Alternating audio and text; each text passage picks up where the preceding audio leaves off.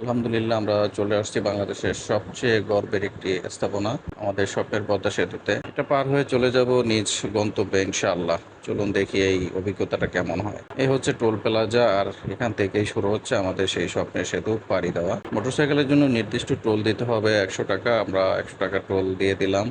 ঈদের ছুটি হিসাবে এখানে তেমন কোনো ভিড় নাই। পদ্মা সেতু শুধু একটি ব্রিজই না, এটা হচ্ছে আমাদের সক্ষমতার একটা প্রতীক। নিজস্ব অর্থায়নে তৈরি এই সেতু বদলে দিয়েছে আমাদের দক্ষিণাঞ্চলের হতভাগা মানুষের ভাগ্য। উঠে পড়লাম ফ্যাসিস্টের তৈরি এই সুন্দর পদ্মা সেতুতে। জাস্ট ওয়াও একটা পরিবেশ। এটা কোনো সাধারণ সেতু না, এটা যেন নদীর বুকে দাঁড়িয়ে থাকা এক বিশাল আস্থার প্রতিমূর্তি। দুই পাশের দৃশ্যটা খুবই অসাধারণ। পদ্মা নদীর বিশালতা সত্যি মন ছুঁয়ে যায়। একটা সময় ঢাকার থেকে যখন বাড়ির উদ্দেশ্যে রওনা দিতাম, মনের মধ্যে কত ভয় থাকতো সন্ধ্যা হয়ে গেলে বাড়ি ফিরতে পারবো, ফেরি পার হতে পারবো কিনা। তাই দুপুরে রওনা দেওয়া লাগতো অনেক সময় নিয়ে। এরপর ফেরির বিড়ম্বনা তো আছেই। আর এখন যখন ইচ্ছে তখন রওনা দেই, কোনো ভয় ডর কিচ্ছু নাই।